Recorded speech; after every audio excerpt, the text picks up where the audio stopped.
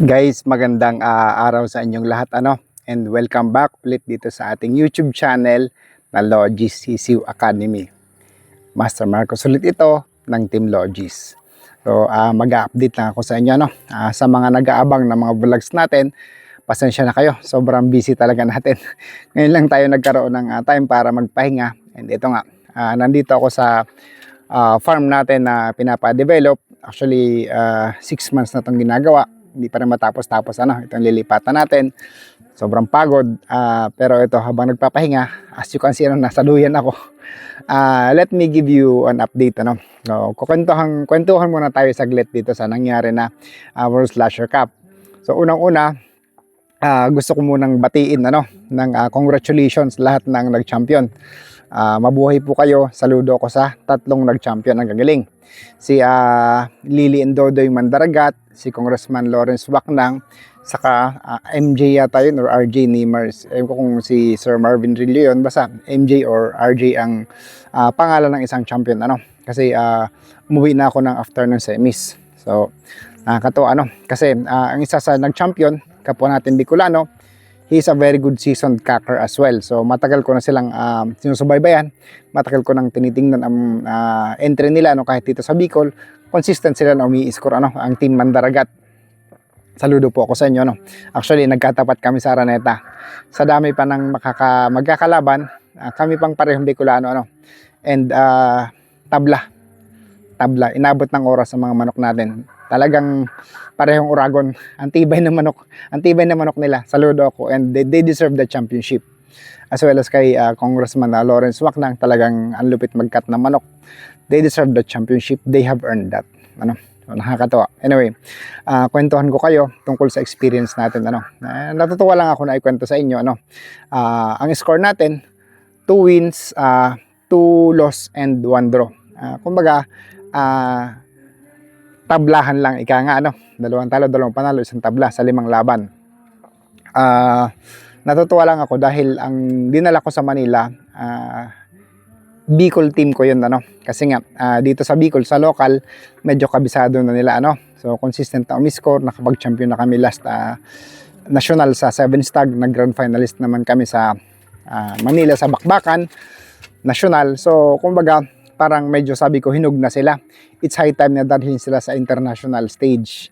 Kasi nung December medyo nagka-problema kami sa pointing, hindi nahabol yung point ng manok, sayang. So hindi nag-perform. Kaya sabi ko, might as well ngayon may chance tayo na lumaban sa Manila, dadalhin ko kayo. Sabi ko, kaya lang kailangan i-run through natin ang process. Dapat naaral na natin anong mga posibleng naging pagkakamali nung December para wag nang maulit. Kasi alam naman nating lahat, sa Araneta, sa World Slasher Cup, ibang klaseng halimaw ang kalaban mo doon.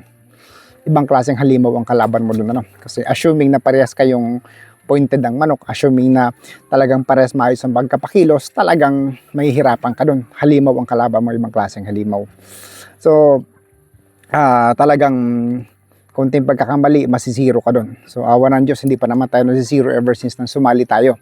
So, natutuwa ako dahil yung mga pinasok natin, as usual yung nanalo natin, mga crosses, Airwolf over Blueface na kalaban ng kay Congressman Claudio Bautista, and then yung Bruce Barnett Swatter natin over John Bishop Kelso kalaban kay Dan Miller So dalawang nagwagi natin.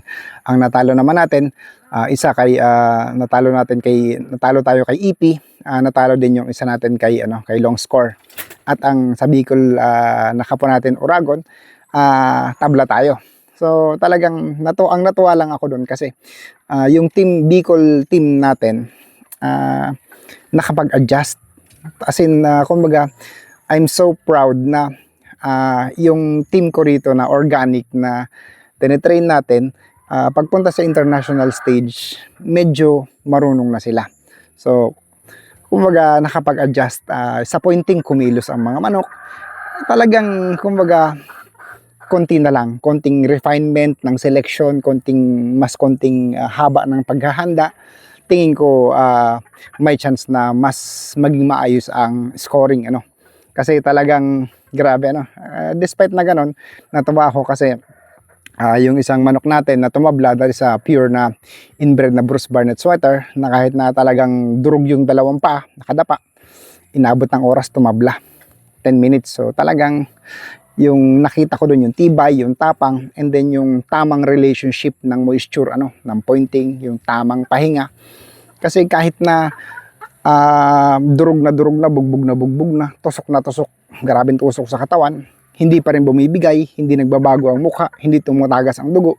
So talagang tama ang pagka-point ng manok. Hindi lang talaga ukol sa panalo, So ganun talaga. Ang isa naman namin na natalo, no excuses, mas magaling ang kalaban. Mas magaling ang kalaban. Ang isa namang natalo pa, sa kasamang palad, sa dami ng tatamaan, tinamaan yung tape saka yung bidbid. Pumihit ang tari, sayang, ang dami ng pinalo, hindi na nakakadagdag. So sabi ko naman sa inyo, ibang level ang labanan doon. So konting pagkakamali mo, pag hindi pumabor sa'yo ang swerte, talagang mangangamote ka din. Kaya kumbaga, nangamote tayo. So ganun lang naman. Pero talagang ang natuwa lang ako doon dahil I was able, as a breeder, as a breeder, I was able to learn many things. Unang-una, ang moisture management, ang moisture management sa pagbiyahe. So binahe namin ng manok. Pagdating doon, binigyan namin ng 1/4 na stress tab. Yung 1/4 na stress tab na yun, pagkainom nila after 30 minutes, pulang-pula na mukha, ang sigla-sigla na. Parang walang nangyari. Sa biyahe yun, pagdating doon. So mabilis ang coping up or ang recovery ng katawan nila dahil sa stress tab na binigay namin. And then, along the way, observation na ng moisture, tinitingnan na lang namin kasi 5 days before fight, dumating na kami sa Silang Cavite. So maraming salamat nga pala kay sa Silver Moon Game Farm, kay Justin sa pag-ampon sa atin, and maraming salamat din lalong-lalo na sa mga financier na nagtitiwala sa atin, kay Kuya Ruel, kay Sir Alvin, kay Sir Rogie, at sa buong team ng Sisiw Academy, si Namakyan, si Boknoy, si Chuboy. So talagang ibang level ang driver natin, si Bombay. Talagang team effort, team effort. Nakakatawa na parang in 5 years of breeding, nabubuo ko na yung manok na gusto ko, nabubuo ko na rin yung team na gusto ko. So in the future, magiging ready na sila sa consistent performance sa international stage or sa stage sa Manila, Kasi talagang iba pa rin yung feeling na nirantro mo yung process na ikaw mismo ang kasama sa naghanda ng mga manok mo. You were able to find out ano yung mga faults, ano yung mga mistakes, ano yung mga kailangan mong i-improve sa breeding, Kasi sa atin bilang breeder, it is a privilege, Sa akin, privilege ito. Manalo man ako matalo, this is a privilege na makatapat ang mga iniidolo ko, ang pinakamagagaling na sabongero. Kasi from there, maaaral ko paano bang tinalo ang manok ko, paano bang nanalo ang manok ko, anong pwede ko ma-improve sa breeding ko, sa breeding ba ang may mali, sa conditioning, sa pointing, sa tari ba ang may mali. So kumbaga, from there I was able to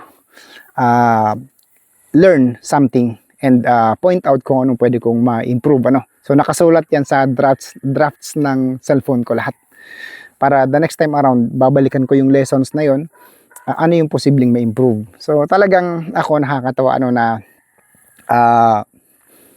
kahit na ganun ang resulta, 2 talo, 2 panalo, 1 tabla, masaya pa rin dahil sa natutunan, So depende na lang sa atin kung paano natin i-accept yung reality, Kasi sa akin ang buhay, it's either earning or learning. It's either learning or earning. So matalo ka man sa manok, matalo ka man sa laban, make sure na mananalo ka dahil the next time around, dahil may natutunan ka, may gusto kang i-improve, may mga maliliit na bagay kang napansin. So para sa akin, I was able to determine yun nga, yung gameness ng Bruce Barnett sweater, yung stress tolerance sa biyahe, yung mga crosses na sila talaga ang nagpe-perform, yung talagang tamang edad and tamang timbang ng manok kasi importante yun, So may mga manok kami na sayang na hindi na namin pinasok kasi 2-4 ang timbang tapos maigsi ang paa. So talagang kumbaga pag dinala mo doon, pag sinabak mo doon, talagang mahihirapan din. So sabi nga nila, that is the Olympic of cockfighting.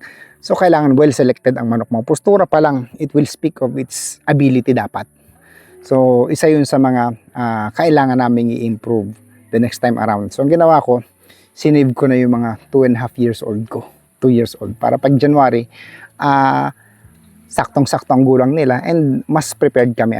Kumbaga, sabi nga, wala namang problema umatras sa laban. Hindi na tayo nagpatuloy sa pre-finals kasi wala naman tayong hinahabol, wala naman tayong score na hinahabol, wala naman tayong premyo hinahabol.